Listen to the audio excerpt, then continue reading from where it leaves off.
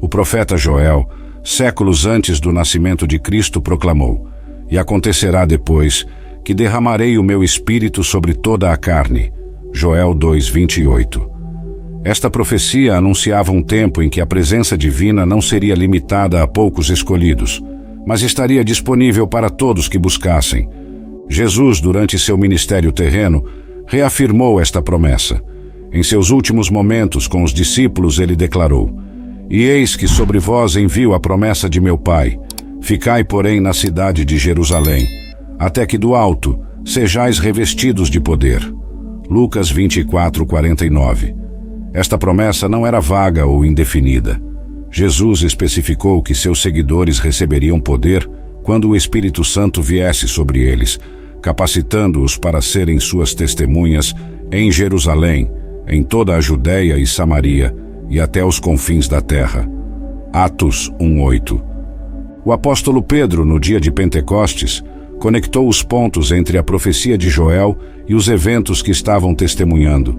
Diante de uma multidão atônita, ele proclamou: "Mas isto é o que foi dito pelo profeta Joel. E nos últimos dias acontecerá, diz Deus, que do meu espírito derramarei sobre toda a carne." Atos 2:16-17. Esta promessa do Espírito Santo não era apenas para aquela geração. Pedro continuou dizendo: "Pois para vós outros é a promessa, para vossos filhos, e para todos os que estão longe, isto é, para tantos quantos o Senhor, nosso Deus, chamar." Atos 2:39. A promessa do Espírito Santo é, portanto, um fio condutor que perpassa toda a narrativa bíblica, desde as profecias do Antigo Testamento até o cumprimento no Novo Testamento, estendendo-se até os dias atuais. É uma promessa de poder, de presença divina e de transformação pessoal que continua relevante e acessível para cada crente hoje. Esta promessa não é apenas sobre manifestações sobrenaturais, mas sobre uma intimidade profunda com Deus e uma capacitação para viver uma vida que reflete o caráter de Cristo. O Espírito Santo na vida de Jesus. A presença e a operação do Espírito Santo não começaram no dia de Pentecostes. De fato, o Espírito Santo desempenhou um papel crucial na vida e no ministério de Jesus Cristo desde o início. No momento da concepção de Jesus, o anjo Gabriel anunciou a Maria: "O Espírito Santo virá sobre ti, e o poder do Altíssimo te envolverá com a sua sombra. Por isso, também o ente santo que há de nascer será chamado Filho de Deus." Lucas 1:35. Desde o princípio, o Espírito Santo estava intimamente envolvido na encarnação do Filho de Deus.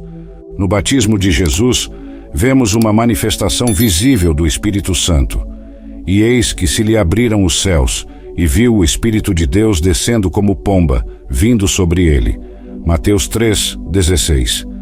Este evento marcou o início do ministério público de Jesus e demonstrou a unidade da Trindade, o Pai falando do céu, o Filho sendo batizado e o Espírito descendo como uma pomba. Imediatamente após o batismo, Jesus, cheio do Espírito Santo, voltou do Jordão e foi guiado pelo mesmo Espírito no deserto. Lucas 4:1. O Espírito Santo não apenas estava presente na vida de Jesus, mas ativamente o guiava e o fortalecia. Durante seu ministério, Jesus operou no poder do Espírito Santo. Ele declarou: "O Espírito do Senhor está sobre mim, pelo que me ungiu para evangelizar os pobres. Enviou-me para proclamar libertação aos cativos e restauração da vista, aos cegos, para pôr em liberdade os oprimidos e apregoar o ano aceitável do Senhor." Lucas 4:18-19. Jesus atribuiu seus milagres e exorcismos ao poder do Espírito Santo. "Mas, se eu expulso os demônios pelo Espírito de Deus, certamente é chegado o reino de Deus sobre vós." Mateus 12:28. Mesmo na ressurreição de Jesus, o Espírito Santo estava ativamente envolvido. Paulo escreve: "E se o Espírito daquele que ressuscitou a Jesus dentre os mortos habita em vós, aquele que ressuscitou a Cristo Jesus dentre os mortos, também dará vida aos vossos corpos mortais, por meio do seu Espírito, que habita em vós." Romanos 8:11. A vida de Jesus, do nascimento à ressurreição, foi marcada pela presença e pelo poder do Espírito Santo, estabelecendo um modelo para todos os crentes que o seguiriam. O derramamento do Espírito Santo em Pentecostes. O evento que marcou o cumprimento dramático da promessa do Espírito Santo foi o dia de Pentecostes, 50 dias após a ressurreição de Jesus. Os discípulos estavam reunidos em Jerusalém, conforme as instruções de Jesus, aguardando a promessa do Pai. Ao cumprir-se o dia de Pentecostes, estavam todos reunidos no mesmo lugar. De repente, veio do céu um som, como de um vento impetuoso, e encheu toda a casa onde estavam assentados. E apareceram, distribuídas entre eles línguas como de fogo, e pousou uma sobre cada um deles. Todos ficaram cheios do Espírito Santo, e passaram a falar em outras línguas, segundo o Espírito lhes concedia que falassem. Atos 2:1-4. Este evento foi acompanhado por manifestações sobrenaturais, o som de um vento impetuoso, línguas de fogo e a capacidade de falar em outras línguas. Mas mais do que esses sinais externos, o Pentecostes marcou o início de uma nova era na história da redenção. Pedro, cheio do Espírito Santo, levantou-se e pregou com ousadia, explicando o significado desses eventos à multidão reunida. Sua mensagem resultou na conversão de cerca de 3.000 pessoas naquele dia. O derramamento do Espírito Santo em Pentecostes não foi um evento isolado, mas o início de um novo padrão. Ao longo do livro de Atos, vemos o Espírito Santo sendo derramado sobre diversos grupos de crentes, inclusive gentios, demonstrando que esta promessa era para todos os que crescem em Jesus. Este evento marcou o nascimento da Igreja como um organismo vivo, energizado e guiado pelo Espírito de Deus. O Pentecostes também cumpriu a promessa de Jesus de que seus seguidores seriam batizados com o Espírito Santo. Atos 1:5. Este batismo no Espírito não era apenas uma experiência emocional passageira, mas uma imersão na própria presença e poder de Deus, capacitando os crentes para uma vida e um ministério transformadores. O papel do Espírito Santo na vida do crente. Com o derramamento do Espírito Santo, uma nova realidade se abriu para os seguidores de Jesus. O Espírito Santo não era mais uma presença externa que vinha sobre indivíduos selecionados por um tempo limitado, mas uma presença permanente, habitando dentro dos crentes. Jesus havia prometido: "E eu rogarei ao Pai, e Ele vos dará outro Consolador, a fim de que esteja para sempre convosco, o Espírito da verdade, que o mundo não pode receber, porque não o vê nem o conhece. Vós o conheceis, porque Ele habita convosco e estará em vós." João 14:16-17. O apóstolo Paulo enfatiza esta verdade em suas cartas. "Não sabeis que sois santuário de Deus e que o Espírito de Deus habita em vós?" 1 Coríntios 3:16. Esta habitação do Espírito Santo é o que define um verdadeiro cristão. Se, porém, alguém não tem o Espírito de Cristo, esse tal não é dele. Romanos 8:9. O Espírito Santo desempenha múltiplos papéis na vida do crente. Ele convence do pecado, da justiça e do juízo. João 16:8. Ele guia os crentes em toda a verdade. João 16:13. Ele glorifica a Cristo, revelando-o aos crentes. João 16:14. Além disso, o Espírito Santo capacita os crentes para o serviço, concedendo dons espirituais. Há diferentes tipos de dons, mas o Espírito é o mesmo. Há diferentes tipos de ministérios, mas o Senhor é o mesmo. Há diferentes formas de atuação, mas é o mesmo Deus quem efetua tudo em todos. A cada um, porém, é dada a manifestação do Espírito, visando ao bem comum. 1 Coríntios 12:4-7. Estes dons não são para a exaltação pessoal, mas para a edificação do corpo de Cristo e para o cumprimento da missão da Igreja no mundo. O Espírito Santo também atua como um selo, garantindo a salvação do crente. "E não entristeçais o Espírito de Deus, no qual fostes selados para o dia da redenção." Efésios 4:30. Esta obra do Espírito proporciona ao crente uma segurança profunda de sua posição em Cristo e de seu destino eterno. O fruto do Espírito. Uma das evidências mais claras da obra do Espírito Santo na vida de um crente é a produção do fruto do Espírito. Paulo descreve este fruto em Gálatas 5, 22, 23. Mas o fruto do Espírito é amor, alegria, paz, longanimidade, benignidade, bondade, fidelidade, mansidão, domínio próprio. Contra estas coisas não há lei. Este fruto não é algo que os crentes produzem por seus próprios esforços, mas é o resultado natural da presença e da obra do Espírito Santo em suas vidas.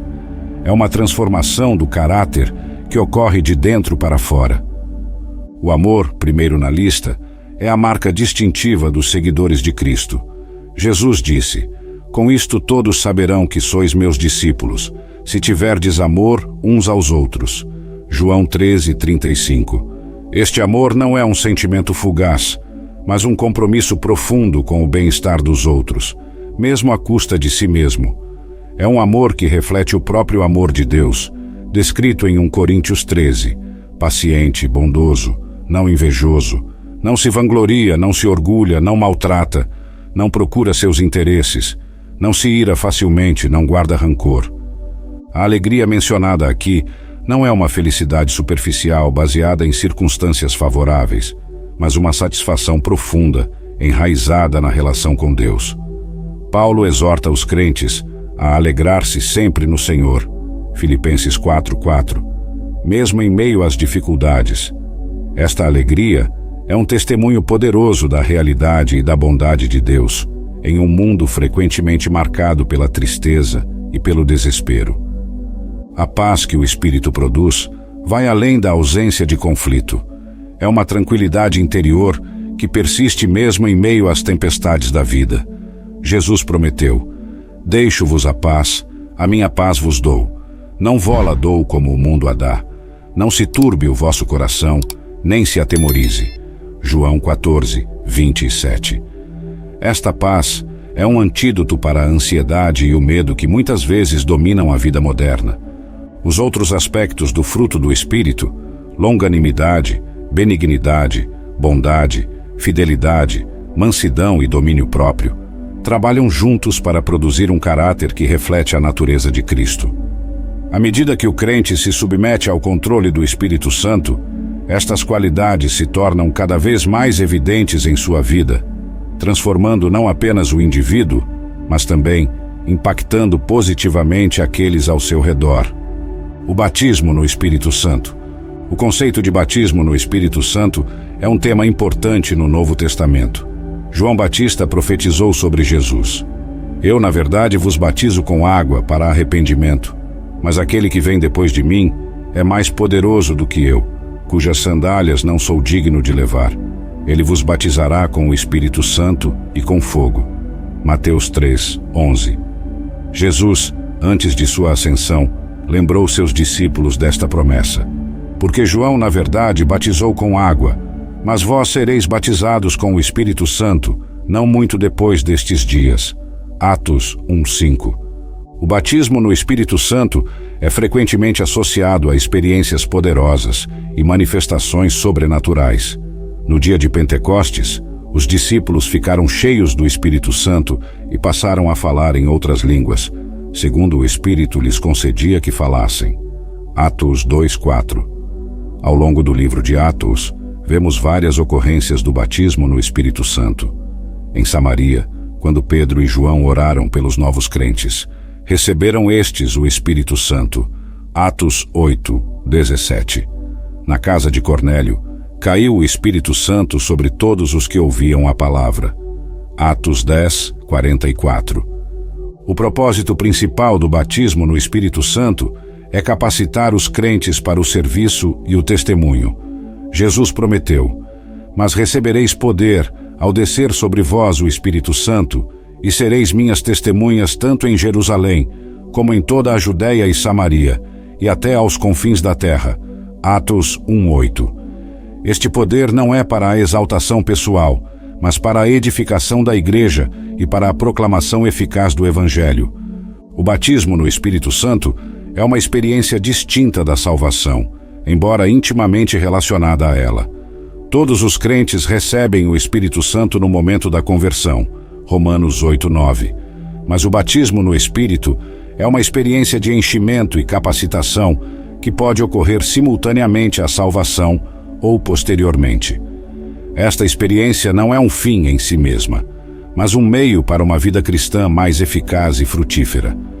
Há diferentes interpretações sobre a natureza e a manifestação do batismo no Espírito Santo entre as várias tradições cristãs.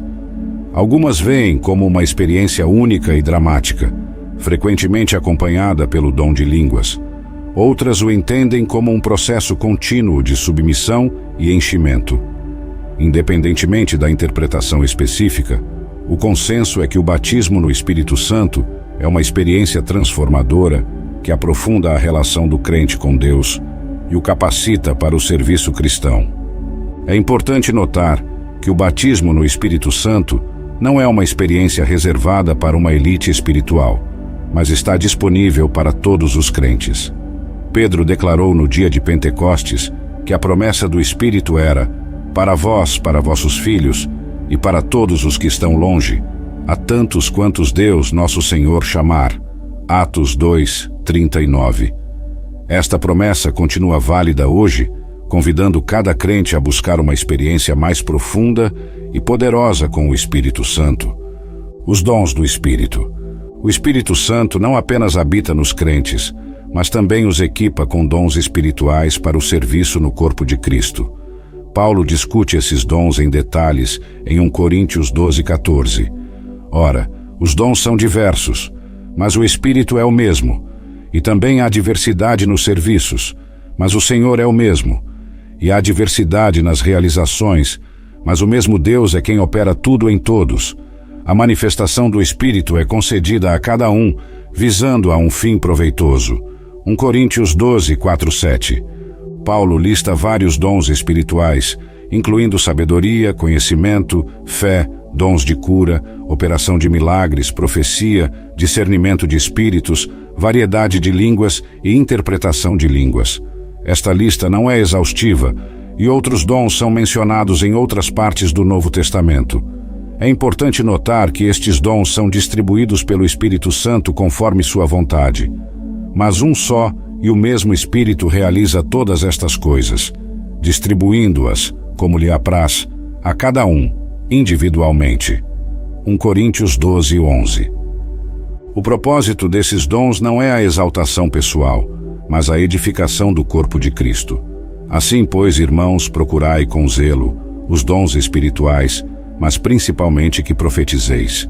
O que profetiza edifica a igreja. 1 Coríntios 14:1-4. Cada dom tem um papel vital no funcionamento saudável da igreja e na realização de sua missão no mundo. Os dons do Espírito não são talentos naturais, embora o Espírito Santo possa certamente usar e aprimorar as habilidades naturais de uma pessoa. Eles são capacitações sobrenaturais concedidas pelo Espírito para o serviço no reino de Deus. Estes dons operam em harmonia com o fruto do Espírito. O caráter cristão, o fruto, fornece o fundamento sobre o qual os dons podem operar de maneira eficaz e íntegra.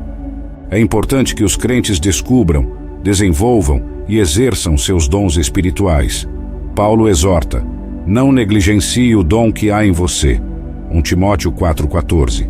O uso apropriado dos dons espirituais não apenas beneficia a igreja, mas também traz realização e alegria ao crente individual, à medida que ele ou ela serve no propósito para o qual foi divinamente equipado. O Espírito Santo e a oração. O Espírito Santo desempenha um papel vital na vida de oração do crente. Paulo escreve: também o Espírito, semelhantemente, nos assiste em nossa fraqueza, porque não sabemos orar como convém, mas o mesmo Espírito intercede por nós, sobremaneira, com gemidos inexprimíveis. Romanos 8:26. Esta assistência do Espírito Santo na oração é uma grande fonte de conforto e encorajamento para os crentes. Mesmo quando não sabemos como orar ou o que pedir, o Espírito Santo intercede por nós, de acordo com a vontade de Deus. Além disso, o Novo Testamento fala sobre orar no Espírito. Paulo exorta os efésios a orarem em todo o tempo no Espírito. Efésios 6:18. E Judas encoraja os crentes a se edificarem na vossa fé santíssima, orando no Espírito Santo. Judas 1:20. Orar no Espírito não se limita necessariamente a falar em línguas, embora isso possa ser incluído. É uma forma de oração guiada e energizada pelo Espírito Santo, alinhada com a vontade de Deus e emanando de um coração sintonizado com o Espírito. O Espírito Santo também nos ajuda a abordar Deus como Pai. Paulo escreve: "E porque vós sois filhos, enviou Deus ao nosso coração o Espírito de seu Filho que clama, Abba, Pai." Gálatas 4:6. Esta intimidade na oração é um resultado direto da obra do Espírito Santo em nossas vidas, permitindo-nos experimentar Deus não como um juiz distante, mas como um Pai amoroso. Jesus também ensinou sobre a importância do Espírito Santo na verdadeira adoração. Mas vem a hora, e já chegou, em que os verdadeiros adoradores adorarão o Pai em espírito e em verdade. Porque são estes que o Pai procura para seus adoradores. Deus é espírito, e importa que os seus adoradores o adorem em espírito e em verdade. João 4:23-24. Esta adoração em espírito é facilitada pelo Espírito Santo, que nos conecta com Deus de uma maneira profunda e autêntica. O Espírito Santo também nos guia em nossas orações, ajudando-nos a orar de acordo com a vontade de Deus. Ele nos lembra das promessas de Deus, fortalece nossa fé e nos dá discernimento sobre como orar em situações específicas.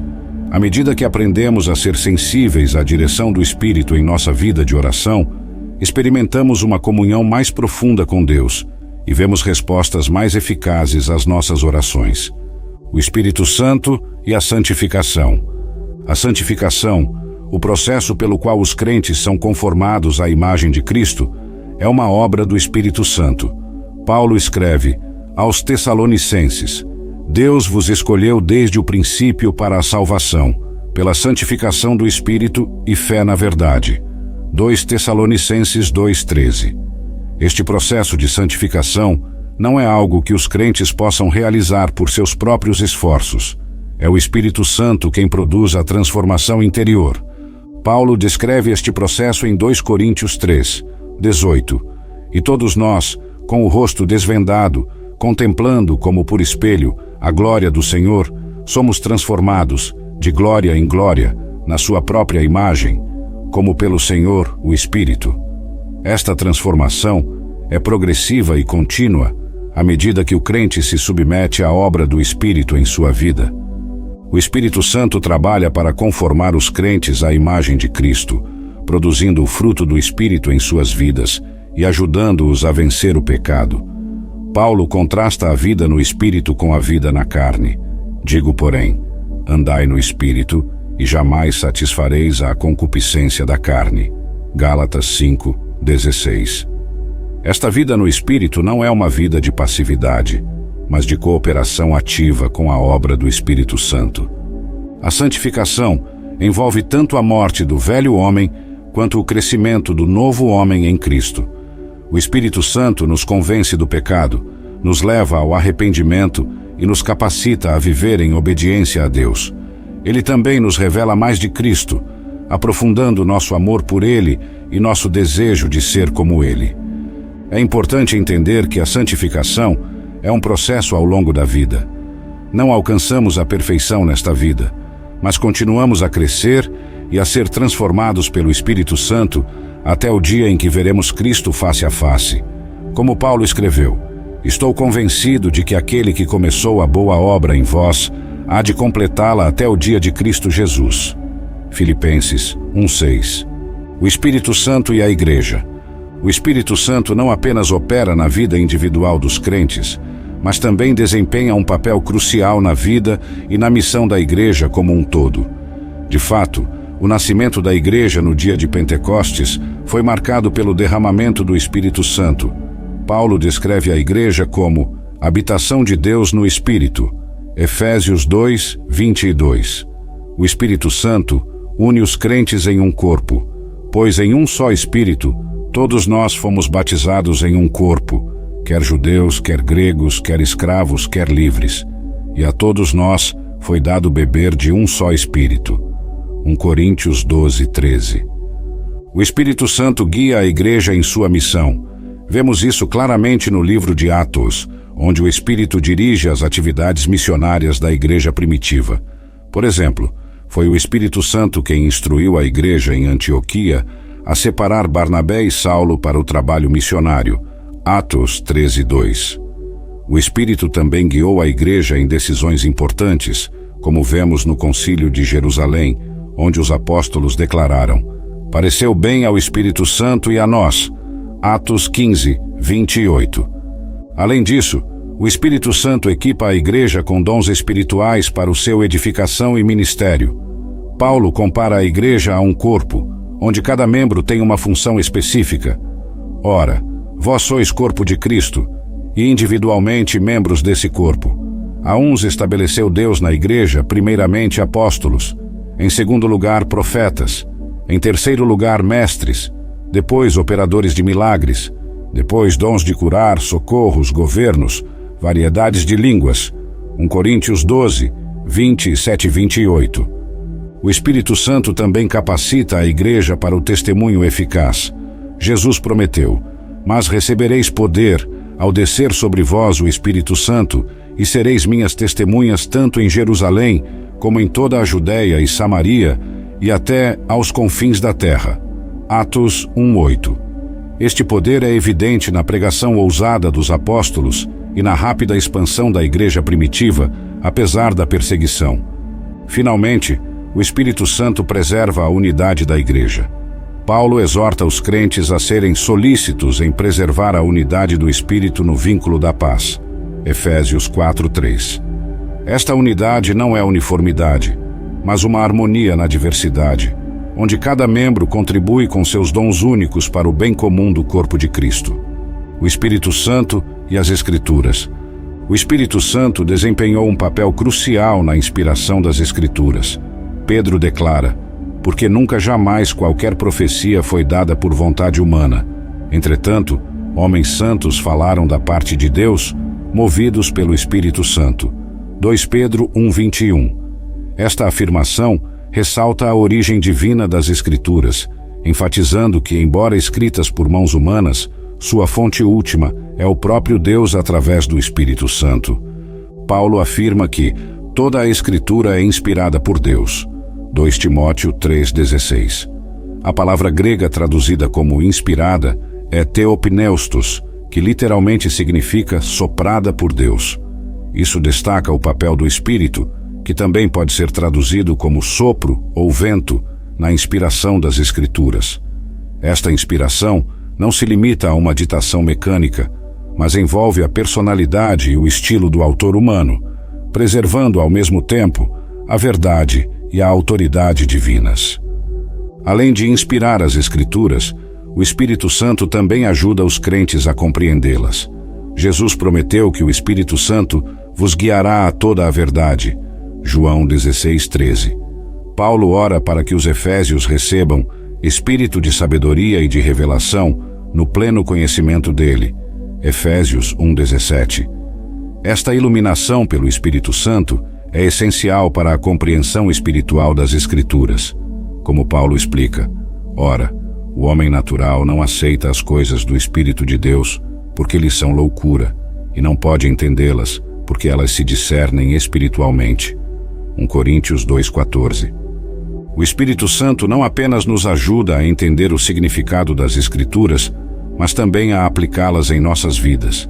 Ele traz convicção quando lemos a palavra, destacando áreas de nossas vidas que precisam de mudança e crescimento.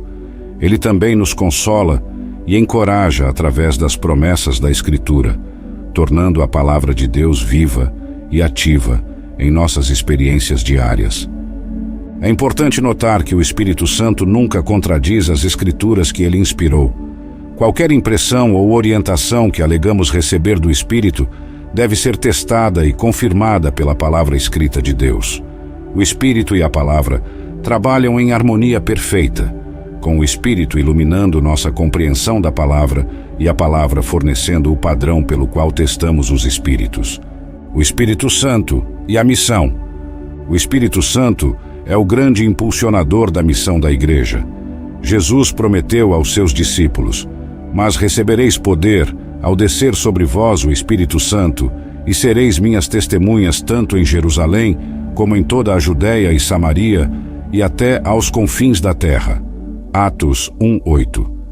Este poder não é para a exaltação pessoal, mas para o cumprimento eficaz da grande comissão dada por Jesus. Vemos este poder em ação ao longo do livro de Atos. O Espírito Santo capacita os apóstolos a pregarem com ousadia, Atos 4:31. Realiza sinais e maravilhas para confirmar a mensagem, Atos 5:12. E guia os missionários em suas jornadas, Atos 16:6-7. A expansão rápida e dramática da igreja primitiva, apesar da intensa perseguição, é um testemunho do poder do Espírito Santo operando através dos crentes. O Espírito Santo não apenas capacita para o testemunho, mas também prepara os corações das pessoas para receberem a mensagem. Em Atos 16:14, lemos sobre Lídia. O Senhor lhe abriu o coração para atender às coisas que Paulo dizia. Esta obra preparatória do Espírito é crucial para a eficácia da evangelização. Ele convence o mundo do pecado, da justiça e do juízo. João 16:8, preparando o terreno para a semente do Evangelho. Além disso, o Espírito Santo equipa os crentes com dons específicos para o cumprimento da missão.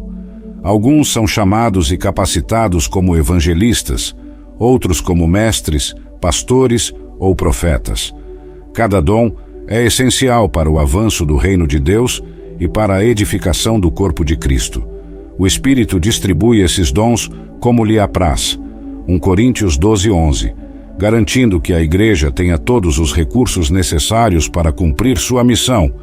O Espírito Santo também dá direção estratégica para a missão da Igreja. Vemos isso claramente em Atos, onde o Espírito às vezes impede os missionários de irem a certos lugares, Atos 16:6-7, e os direciona para outros. Esta direção divina assegura que o Evangelho seja proclamado nos lugares e momentos mais oportunos, de acordo com o plano soberano de Deus. O Espírito Santo e a liberdade. Paulo declara: "Ora, o Senhor é o Espírito, e onde está o Espírito do Senhor, aí há liberdade." 2 Coríntios 3:17. Esta liberdade que o Espírito traz é multifacetada e profundamente transformadora. Ela abrange vários aspectos da experiência cristã e marca uma diferença radical entre a vida sob a lei e a vida no Espírito. Primeiramente, há a liberdade do pecado, como Paulo explica, porque a lei do Espírito da vida, em Cristo Jesus, te livrou da lei do pecado e da morte. Romanos 8:2. O Espírito Santo capacita os crentes a viverem uma vida de vitória sobre o pecado. Esta não é uma liberdade para pecar, mas uma liberdade do poder dominante do pecado. O Espírito Santo fornece tanto a motivação quanto o poder para viver uma vida santa. Há também a liberdade do medo. Paulo escreve: "Porque não recebestes o espírito de escravidão para viverdes outra vez atemorizados, mas recebestes o espírito de adoção, baseados no qual clamamos: Abba, Pai."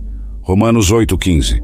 O Espírito Santo nos assegura de nossa posição como filhos de Deus, libertando-nos do medo da rejeição ou da condenação. Esta liberdade do medo nos permite nos aproximar de Deus com confiança e ousadia. Além disso, o Espírito Santo traz liberdade da lei. Não que os crentes estejam livres para pecar, mas estão livres da obrigação de tentar ganhar a aprovação de Deus através da observância da lei. Como Paulo explica: "Mas se sois guiados pelo Espírito, não estais sob a lei." Gálatas 5:18. A vida no Espírito é caracterizada pela obediência motivada pelo amor, não pelo medo ou pela obrigação legalista. O Espírito Santo também nos liberta de nossas limitações humanas. Ele nos capacita a fazer coisas que estão além de nossas habilidades naturais, seja através de dons espirituais, sabedoria sobrenatural ou força em tempos de fraqueza. Paulo testifica: "Tudo posso naquele que me fortalece." Filipenses 4:13.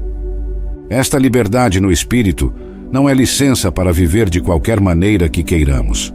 Pelo contrário, é a liberdade para viver como Deus pretendeu, em comunhão íntima com Ele, em harmonia uns com os outros e em conformidade com o caráter de Cristo. É uma liberdade que nos permite realizar nosso verdadeiro potencial como seres criados à imagem de Deus. O Espírito Santo e o futuro. O Espírito Santo não apenas opera no presente, mas também tem um papel crucial em relação ao futuro dos crentes. Paulo descreve o Espírito Santo como um penhor ou garantia da nossa herança futura. E foi Ele quem nos selou e nos deu o penhor do Espírito em nossos corações. 2 Coríntios 1:22. Este conceito de penhor sugere que a presença do Espírito Santo na vida dos crentes é um adiantamento ou uma amostra da glória futura que eles experimentarão.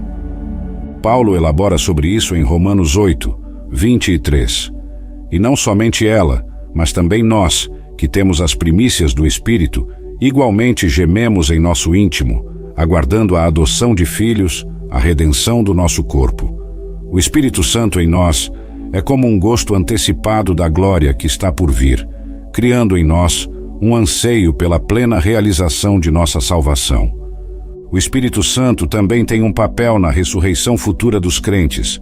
Paulo escreve: E se o Espírito daquele que ressuscitou a Jesus dentre os mortos habita em vós, aquele que ressuscitou a Cristo Jesus dentre os mortos, também dará vida aos vossos corpos mortais, por meio do seu Espírito que habita em vós. Romanos 8:11. Assim como o Espírito esteve envolvido na ressurreição de Jesus, ele também será o agente de nossa ressurreição futura. Além disso, o Espírito Santo nos prepara para o futuro, moldando-nos à imagem de Cristo. Este processo de santificação é uma preparação para a eternidade, onde seremos plenamente conformados à imagem de Cristo. Como João escreve: Amados, agora somos filhos de Deus, e ainda não se manifestou o que havemos de ser. Mas sabemos que quando Ele se manifestar, seremos semelhantes a Ele, porque haveremos de vê-lo como Ele é. 1 João 3:2. O Espírito Santo também nos dá vislumbres proféticos do futuro. No livro do Apocalipse, João estava no Espírito quando recebeu suas visões do fim dos tempos. Apocalipse 1:10. Embora nem todos os crentes recebam tais revelações dramáticas, o Espírito nos dá discernimento e compreensão das promessas de Deus sobre o futuro, alimentando nossa esperança e nos encorajando a perseverar. O Espírito Santo e o discernimento. O Espírito Santo desempenha um papel crucial no discernimento espiritual. Jesus prometeu que o Espírito vos guiará a toda a verdade. João 16:13. E João encoraja os crentes a provar os espíritos se procedem de Deus. 1 João 4:1. Este discernimento é essencial em um mundo onde nem tudo que se apresenta como espiritual é necessariamente de Deus.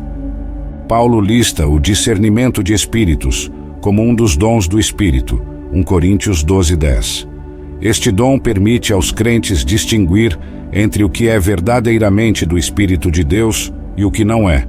É uma capacidade sobrenatural de perceber a verdadeira natureza de uma manifestação espiritual, seja ela divina, humana ou demoníaca. O discernimento espiritual não se limita apenas a identificar falsos ensinos ou espíritos enganadores. Ele também nos ajuda a compreender a vontade de Deus em situações específicas, a tomar decisões sábias e a entender as necessidades espirituais das pessoas ao nosso redor. É uma ferramenta vital para o ministério eficaz e para a navegação dos desafios da vida cristã. O Espírito Santo nos ajuda a discernir não apenas através de impressões ou sentimentos subjetivos, mas principalmente através da aplicação correta das Escrituras. Ele ilumina nossa compreensão da Palavra de Deus, permitindo-nos aplicá-la com sabedoria às situações que enfrentamos. Como está escrito em Hebreus 4:12, porque a palavra de Deus é viva e eficaz, e mais penetrante do que espada alguma de 2 gumes, e penetra até a divisão da alma e do espírito, e das juntas e medulas, e é apta para discernir os pensamentos e intenções do coração. É importante notar que o discernimento espiritual deve ser cultivado. Paulo orou para que o amor dos filipenses aumente mais e mais em pleno conhecimento e toda a percepção, para aprovarem as coisas excelentes. Filipenses 1, 9 e 10. Isto sugere que o discernimento cresce à medida que crescemos em nosso conhecimento de Deus e em nossa experiência de andar com Ele. O Espírito Santo e a unidade. O Espírito Santo é o grande unificador do corpo de Cristo. Paulo exorta os efésios a serem solícitos em preservar a unidade do Espírito no vínculo da paz. Efésios 4:3. Esta unidade não é algo que os crentes criam, mas algo que o Espírito Santo produz e que os crentes são chamados a manter. Paulo elabora sobre esta unidade. Há somente um corpo e um espírito, como também fostes chamados numa só esperança da vossa vocação. Há um só Senhor, uma só fé, um só batismo, um só Deus e Pai de todos, o qual é sobre todos, age por meio de todos e está em todos. Efésios 4, 6. Esta unidade no Espírito transcende barreiras culturais, étnicas e sociais. O Espírito Santo cria unidade não através da uniformidade, mas através da diversidade harmoniosa. Paulo compara a igreja a um corpo com muitos membros diferentes, cada um com sua função única, mas todos trabalhando juntos em harmonia. 1 Coríntios 12. Esta unidade na diversidade é um testemunho poderoso ao mundo da realidade e do poder do Evangelho. A unidade produzida pelo Espírito Santo não é apenas organizacional ou doutrinária, mas profundamente relacional. João descreve isso belamente. Se nos amamos uns aos outros, Deus permanece em nós, e o seu amor é em nós aperfeiçoado. Nisto conhecemos que permanecemos nele, e ele em nós, em que nos deu do seu Espírito. 1 João 4, 12 e 13. É importante notar que esta unidade não vem à custa da verdade. O Espírito Santo, que é o Espírito da verdade, nunca nos levará a comprometer as doutrinas essenciais da fé. Pelo contrário, a verdadeira unidade espiritual é baseada em nossa comum adesão à verdade revelada nas Escrituras. O Espírito Santo e o conforto. Jesus se referiu ao Espírito Santo como o Consolador, ou advogado, em grego, Parakletos. Este termo sugere alguém que é chamado para estar ao lado de outro, para ajudar, confortar e aconselhar. O conforto do Espírito Santo é uma realidade poderosa na vida dos crentes, especialmente em tempos de dificuldade ou sofrimento. O conforto do Espírito Santo é evidente na vida da igreja primitiva. Após um período de perseguição, lemos que a igreja, na verdade, tinha paz por toda a Judéia, Galiléia e Samaria, edificando-se e caminhando no temor do Senhor, e no conforto do Espírito Santo crescia em número. Atos 9, 31. Este conforto não era apenas uma sensação emocional de bem-estar, mas uma força sustentadora que permitia à igreja prosperar mesmo em circunstâncias adversas. O conforto do Espírito Santo não remove necessariamente as dificuldades, mas nos fortalece para enfrentá-las. Paulo ora pelos efésios para que sejam fortalecidos com poder mediante o seu Espírito no homem interior. Efésios 3, 16. Este fortalecimento interior nos permite perseverar em tempos de provação e emergir mais fortes em nossa fé. O Espírito Santo nos conforta, lembrando-nos das verdades do Evangelho e das promessas de Deus. Jesus disse que o Espírito vos ensinará todas as coisas e vos fará lembrar de tudo o que vos tenho dito. João 14, 26. Em tempos de dúvida ou desânimo, o Espírito traz à nossa mente as palavras de conforto e encorajamento das Escrituras. Além disso, o Espírito Santo nos conforta, assegurando-nos de nossa posição em Cristo. O próprio Espírito testifica com o nosso espírito que somos filhos de Deus. Romanos 8, 16. Esta certeza de nossa adoção em Cristo é uma fonte constante de conforto e segurança, independentemente das circunstâncias externas. O Espírito Santo e a adoração. O Espírito Santo desempenha um papel vital na verdadeira adoração. Jesus declarou: "Mas vem a hora e já chegou, em que os verdadeiros adoradores adorarão o Pai em espírito e em verdade, porque são estes que o Pai procura para seus adoradores. Deus é espírito, e importa que os seus adoradores o adorem em espírito e em verdade. João 4, 23, 24. Esta adoração em espírito é facilitada e energizada pelo Espírito Santo. O Espírito Santo nos ajuda a adorar de várias maneiras. Primeiramente, ele nos revela a verdade sobre Deus, permitindo-nos adorá-lo com base em seu verdadeiro caráter e natureza. Ele também nos conecta com Deus de uma maneira profunda e pessoal, superando a distância que nosso pecado cria e nos permitindo nos aproximar de Deus com confiança. Paulo encoraja os efésios a serem cheios do Espírito, falando entre vós com salmos, entoando e louvando de coração ao Senhor, com hinos e cânticos espirituais. Efésios 5, 18, 19. Esta adoração inspirada pelo Espírito é caracterizada pela sinceridade, pela profundidade e pelo foco em Deus, em vez de em nós mesmos ou em nossas circunstâncias. O Espírito Santo também inspira novas expressões de adoração. Paulo menciona um hino como uma das manifestações do Espírito nas reuniões da igreja. 1 Coríntios 14, 26. Isso sugere que o Espírito não apenas nos ajuda a cantar canções existentes, mas também inspira novas formas de expressão em nossa adoração. Além disso, o Espírito Santo nos ajuda a adorar não apenas com nossas palavras, mas com nossas vidas inteiras. Paulo fala sobre oferecer nossos corpos como sacrifício vivo, santo e agradável a Deus, que é o vosso culto racional. Romanos 12, 1. O Espírito Santo nos capacita a viver vidas de adoração, onde cada aspecto de nossa existência é dedicado a glorificar a Deus. É importante notar que a adoração inspirada pelo Espírito não é descontrolada ou caótica. Paulo enfatiza que Deus não é Deus de confusão, e sim de paz. 1 Coríntios 14, 33. A verdadeira adoração no Espírito é ordenada e edificante para todo o corpo de Cristo. O Espírito Santo e a esperança. O Espírito Santo é uma fonte de esperança para os crentes. Paulo ora pelos romanos, que o Deus da esperança vos encha de todo o gozo e paz no vosso crer, para que sejais ricos de esperança no poder do Espírito Santo. Romanos 15, 13. Esta esperança não é uma vaga aspiração, mas uma confiança firme, baseada nas promessas de Deus e na presença do Espírito Santo. Como mencionado anteriormente, o Espírito é o penhor da nossa herança futura, dando-nos uma garantia tangível das promessas de Deus. Esta esperança se estende além desta vida, alcançando a eternidade. O Espírito Santo nos dá vislumbres da glória futura, criando em nós um anseio pelo céu e pela plena realização de nossa salvação. O Espírito Santo nos ajuda a manter essa esperança mesmo em meio às dificuldades.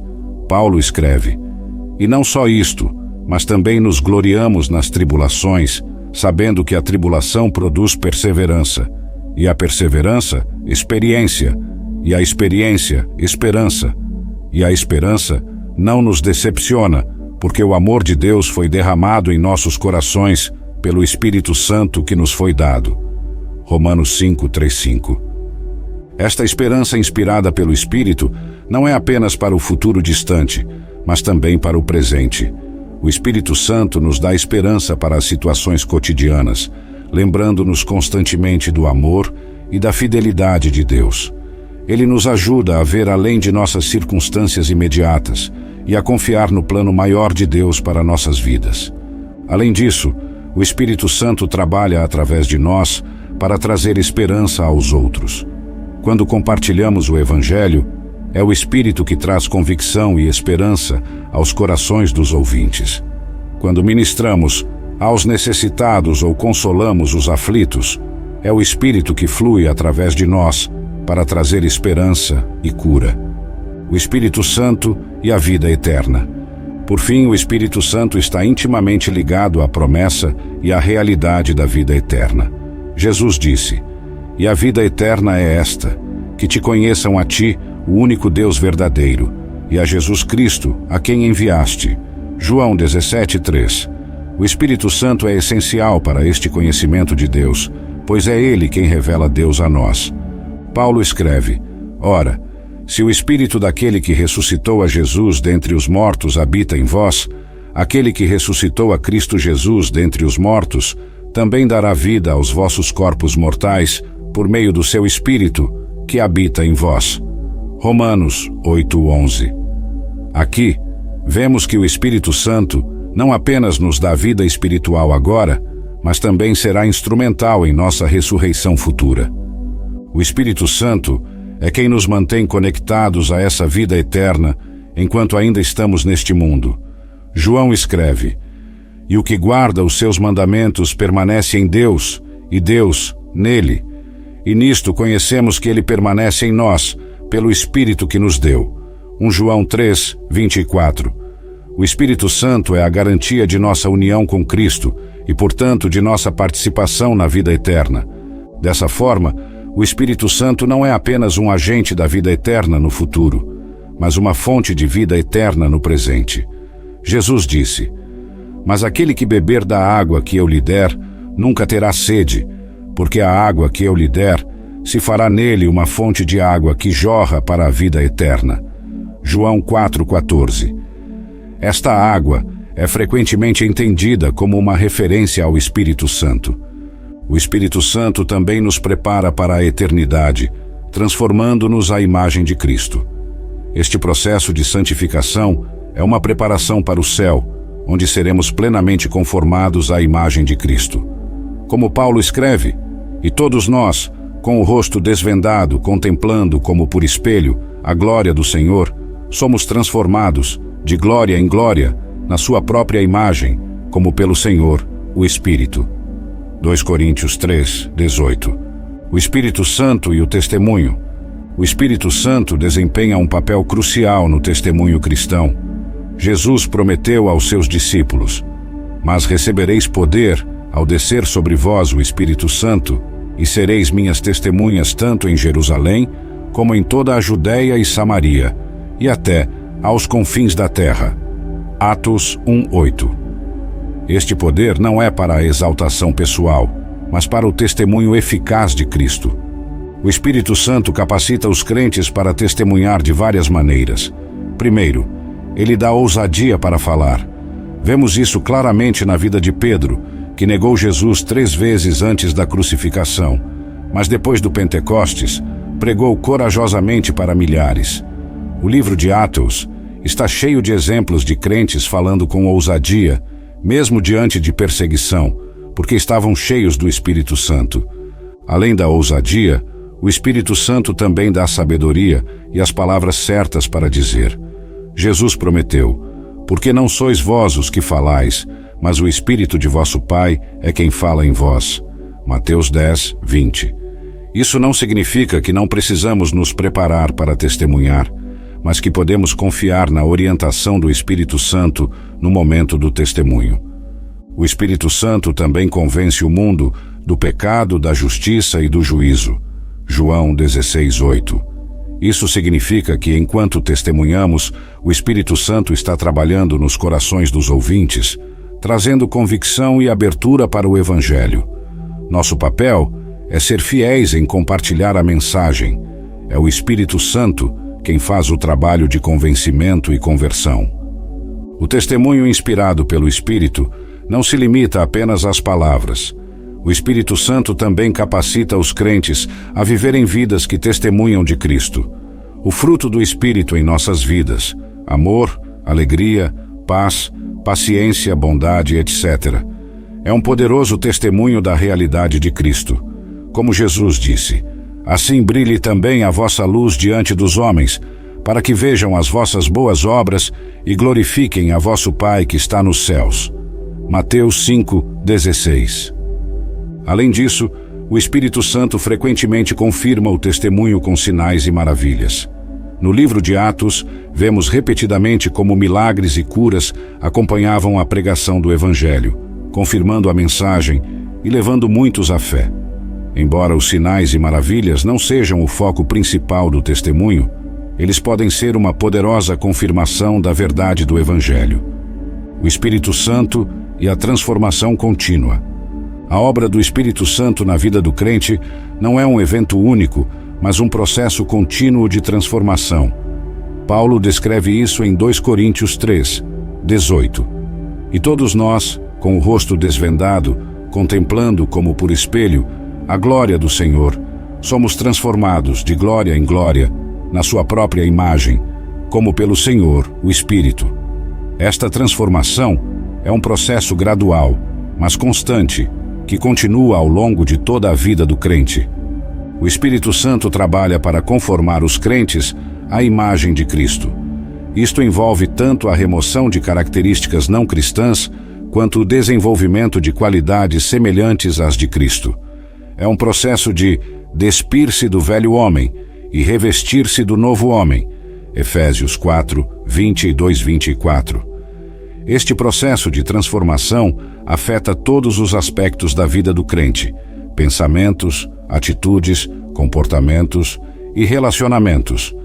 A transformação pelo Espírito não é automática ou passiva. Requer cooperação ativa do crente.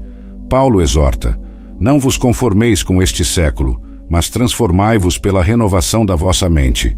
Romanos 12, 2. Isto implica uma parceria entre o crente e o Espírito Santo, onde o crente se submete ativamente à direção e ao controle do Espírito.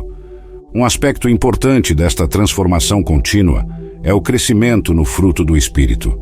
À medida que os crentes andam no Espírito, Gálatas 5,16, eles experimentam um desenvolvimento crescente de qualidades como amor, alegria, paz, paciência, bondade, fidelidade, mansidão e autocontrole. Este fruto não é produzido por esforço humano, mas é o resultado natural de uma vida rendida ao Espírito. A transformação pelo Espírito também envolve uma compreensão cada vez mais profunda das verdades espirituais. Paulo ora para que os efésios sejam fortalecidos com poder, mediante o seu Espírito no homem interior, para que possais compreender com todos os santos qual é a largura e o comprimento e a altura e a profundidade, e conhecer o amor de Cristo, que excede todo o entendimento. Efésios 3, 16, 18, 19. Esta compreensão crescente leva a uma intimidade mais profunda com Deus e a uma vida de adoração mais rica. Finalmente, é importante lembrar que esta transformação, embora contínua nesta vida, só será completada quando virmos Cristo face a face. Como João escreve: amados, agora somos filhos de Deus, e ainda não se manifestou o que havemos de ser. Mas sabemos que, quando Ele se manifestar, seremos semelhantes a Ele, porque haveremos de vê-lo como Ele é. 1 João 3:2. Até lá, o Espírito Santo continua sua obra de transformação em nós, preparando-nos para a eternidade com Cristo.